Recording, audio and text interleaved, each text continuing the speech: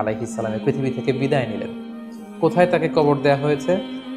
ঐতিহাসিকদের মধ্যে একাধিক মত পাওয়া যায়। কোনো কোনো বর্ণনা মতে ওনাকে মক্কাতে কবরস্থ করা হয়েছে, কোনো কোনো ঐতিহাসিক বর্ণনা মতে ওনাকে বাইতুল মাকদাসে কবরস্থ করা হয়েছে। আর ঠিক এভাবেই পৃথিবীর প্রথম মানব এবং প্রথম নবী আদম আলাইহিস সালাম এই পৃথিবী থেকে বিদায় নিয়ে পরপারে পাড়ি জমালেন।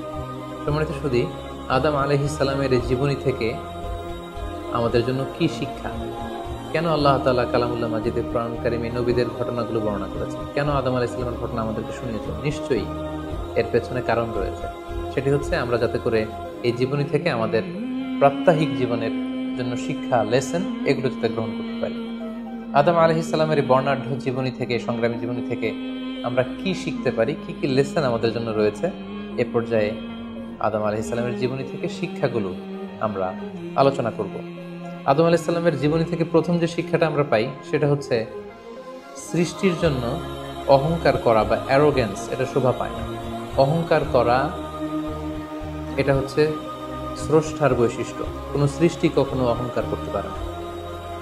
আল্লাহ তাআলা বলেছেন হাদিসে কুদসিতে, আল কিবরিয়া উরিদাই, অহংকার হচ্ছে আমার চাদর, এজন্য যে অহংকার করবে ওকে আমি জাহান্নামে নিক্ষেপ করব। কিন্তু শয়তানের ক্ষেত্রে আমরা এই মিস্টেকটাই দেখেছি। সে অহংকারের ফাঁদে পা দিয়ে আল্লাহ তাআলার আদেশ অমান্য করেছে এবং সে ধিক্কৃত, অভিশপ্ত একটা সত্তায় পরিণত হয়েছে। এবং সে বলেছে যে আনা খায়রুম মিনহু, আমি আদমের চাইতে শ্রেষ্ঠ। কোনো বিশ্বাসী, কোনো প্র্যাকটিসিং মুসলিম কখনো নিজেকে বড় মনে করতে পারে না। ইসলাম আমাদেরকে এটা শেখায় না। নিজেকে বড় মনে করা এটা হচ্ছে শয়তানের স্বভাব, যেটা আমরা আদম আলাইহিস সালাম এবং শয়তানের যে ঘটনা, ইনসিডেন্ট, সেখান থেকে আমরা জানতে পারলাম।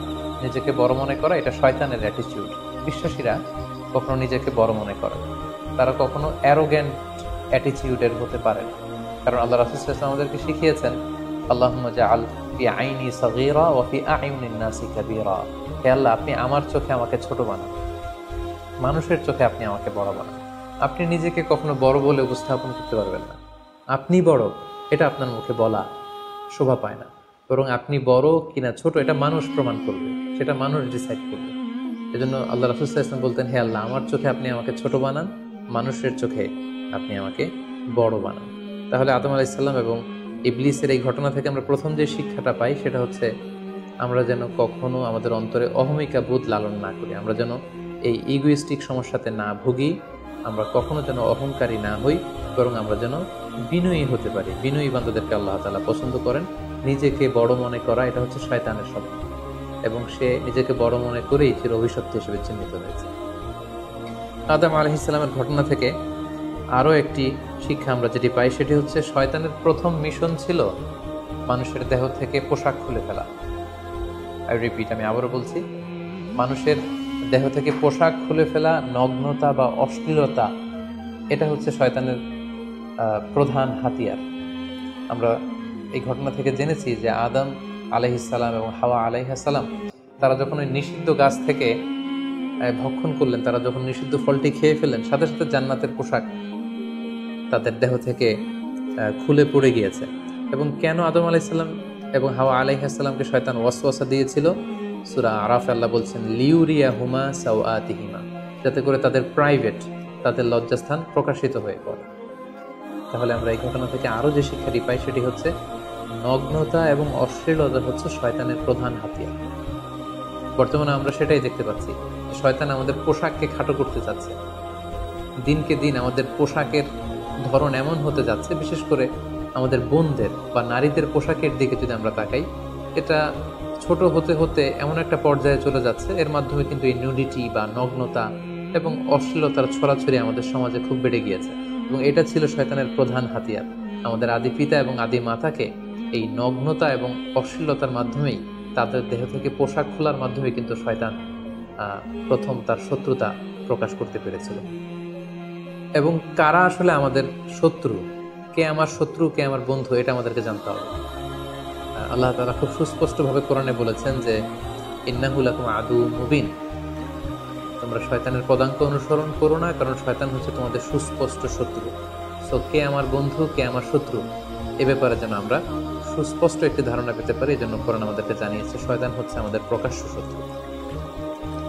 আদম আলাইহিস সালামের এই স্টোরি থেকে আমরা আরো একটি শিক্ষা পাই, সেটা হচ্ছে আল্লাহ তাআলা যখন জান্নাতে আদম এবং হাওয়া আলাইহিস সালামকে থাকার সুযোগ দিলেন, আল্লাহ বললেন ওয়ালা তাকরাবা হাযিহি শাজারা, খবরদার যেটা মনে চায় খাও, কিন্তু ওই গাছের কাছেও যেও না।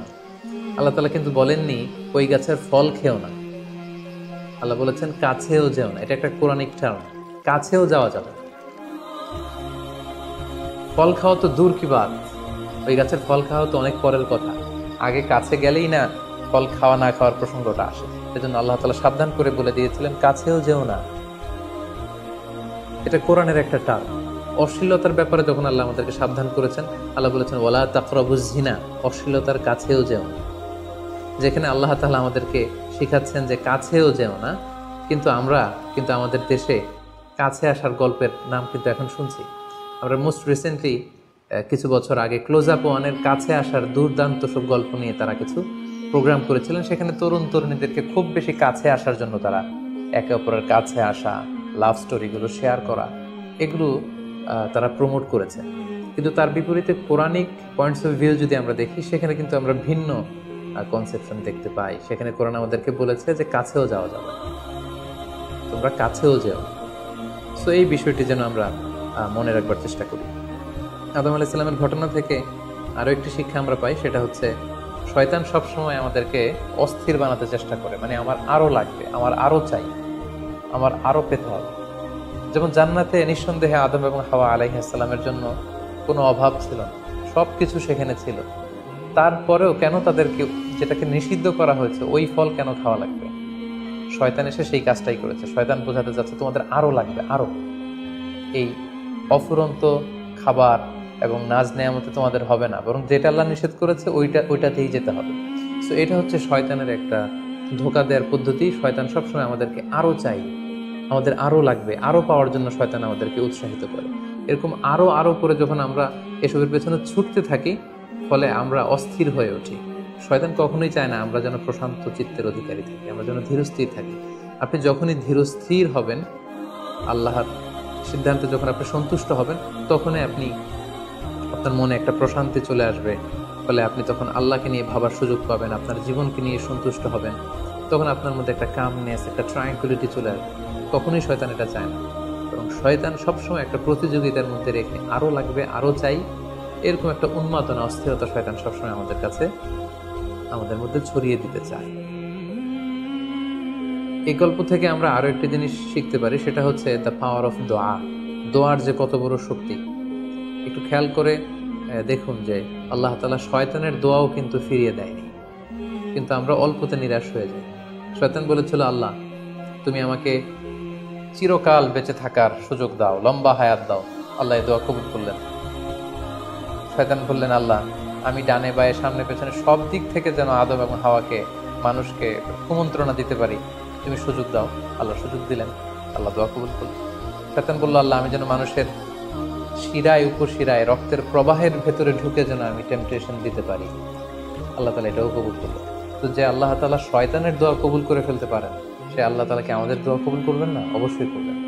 তো সেক্ষেত্রে দোয়ার মতো দোয়া করতে হবে। সিনসিয়ার দোয়া ইজ লাইক এ মিসাইল। আপনি যদি সিনসিয়ারলি দোয়া করেন, এটা মিসাইলের মতো। মিসাইল হামলা করলে যেমনি লক্ষ্যবস্তুতে যে ভেদ করে, তেমনি দোয়ার মতো যদি দোয়া করা যায়, চাওয়ার মতো যদি আল্লাহ তাআলার কাছে চাওয়া যায়, সেই দোয়াটাও আল্লাহ তাআলা কবুল করবেন। দোয়া ইটস অ্যান আর্ট, এটা একটা শিল্প। কেমন করে চাইতে হয়, কেমন করে দোয়া করতে হয়, সেটাও জানতে হয়। তো আমরা যখন আল্লাহ তাআলার কাছে চাইবো, আমরা যেন খুব সিনসিয়ারলি চাই। 5 নম্বর যেই শিক্ষাটি আমরা পাই, সেটা হচ্ছে রিপেন্টেন্স, অনুতপ্ত হওয়া। শয়তানও আল্লাহর আদেশ অমান্য করেছে, আদম আলাইহিস সালামও আদেশ অমান্য করেছে। আল্লাহ বলেছেন সেজদা দাও, শয়তান সেজদা না দিয়ে আদেশ অমান্য করল। আল্লাহ তাআলা আদমকে বলেছেন এই গাছের কাছে যেও না, আদম আলাইহিস সালাম ভুল করে খেয়ে তিনিও আদেশ অমান্য করলেন। পার্থক্যটা কোথায়? পার্থক্য হচ্ছে শয়তান ভুল করে সে ভুলের উপর অটল থেকে গিয়েছিল, অহংকার করেছিল। কিন্তু আদম আলাইহিস সালাম ভুল করে তিনি অনুতপ্ত হয়েছিলেন। শয়তান ভুল করে ভুলের উপর স্থির থাকে, আর আল্লাহর প্রিয় বান্দারা ভুল করে তারা আল্লাহ তাআলার কাছে ক্ষমা চায়।